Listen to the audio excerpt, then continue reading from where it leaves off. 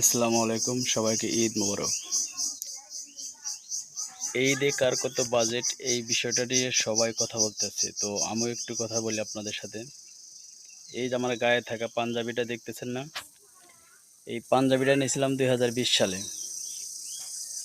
হ্যাঁ, আর এই ঈদে মোটামুটি ছেলে মেয়ে বাচ্চা সবাইকে দিছি।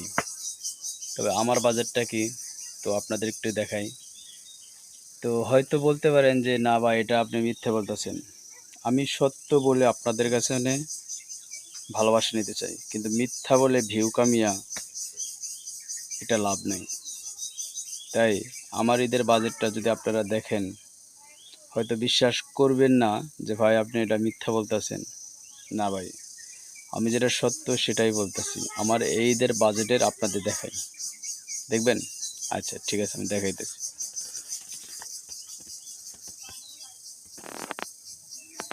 বাজেটটা আমি দেখাইতেছি।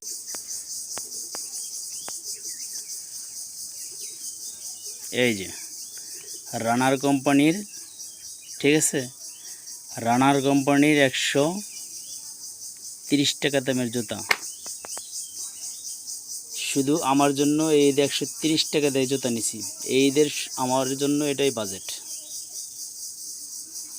এখন বিশ্বাস আপনাদের উপর, আর যদি বিশ্বাস না করেন তাহলে আমার কিছু করার নেই।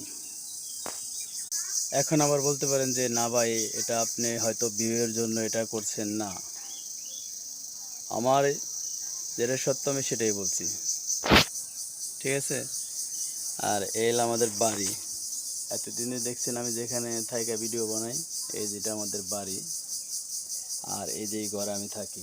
হুম, এটা লুকোচুরির কিছু নেই। এই যেটা আমি এই ঘরেই থাকি, এই যে, ঠিক আছে, এই ঘরেই আমি থাকি। এই যে দেখছেন, ঘরটা ভাঙাচোরা, সমস্যা নেই, তারপরেও মোটামুটি আমার জন্য থাকার উপযোগী আর কি,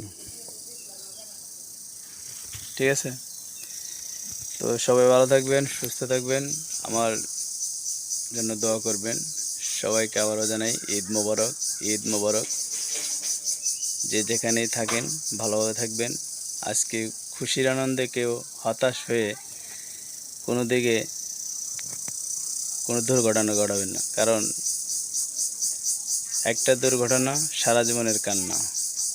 যেমন আমার পায়ের হাঁটু, ডান পায়ের এসিলটা ছিঁড়ে আছে বর্তমান। ধন্যবাদ। আসসালামু আলাইকুম।